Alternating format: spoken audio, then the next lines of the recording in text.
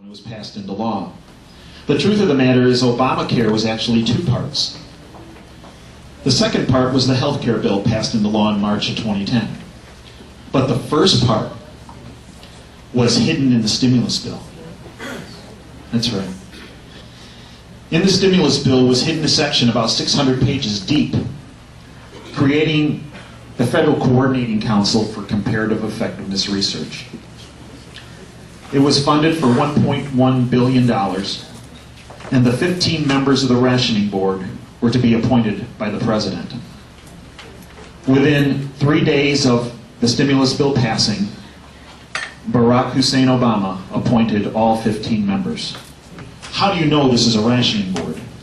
The title, Federal Coordinating Council for Comparative Effectiveness Research. Comparative effectiveness, definition of is the cost of the treatment divided by the number of years the patient will benefit from the treatment will determine a ratio, and that ratio will be determined if you can or will be treated.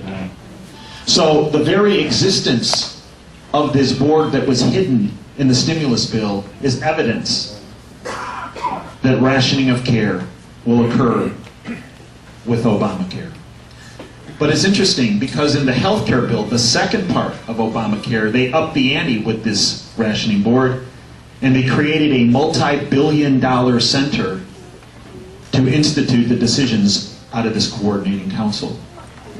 There was a second board created in the stimulus bill called the National Coordinator for Health Information Technology. And in the stimulus bill it says that this national coordinator will, quote, determine treatment at the time and place of care, end quote. Now let me tell you what that means. On January 1st, 2013, when Rob and I, well, Rob won't because he'll be in Congress by then, but when I walk into a room, my nurse and my assistant will have a little handheld computer. And when I make the diagnosis on that patient, she will type it into that little handheld computer and it'll go to the National Coordinator's office.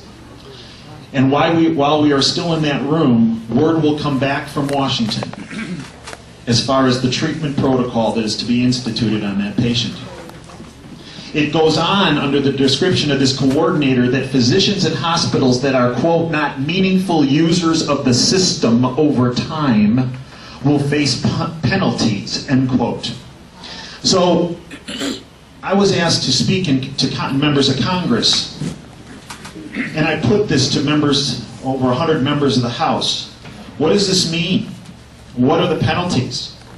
I go, are you trying to tell me that come January 1st, 2013, if a patient comes in and we send that diagnosis code and it comes back that I have to do A, B, and C, and I know A and B won't work because I've been doing this for 30 years and I'm going to do what's right for that patient and do C, that I'm going to be punished and penalized?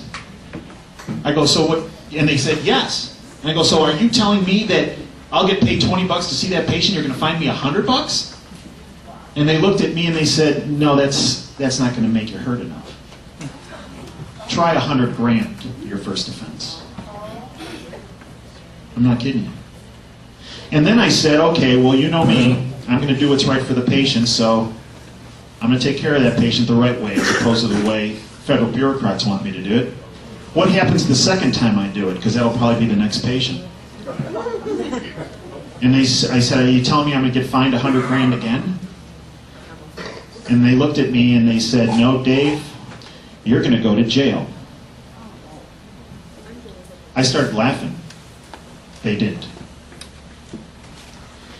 There was recently a survey through the Journal of the American Medical Association, another journal through the New England Journal, and through Investors Business Daily.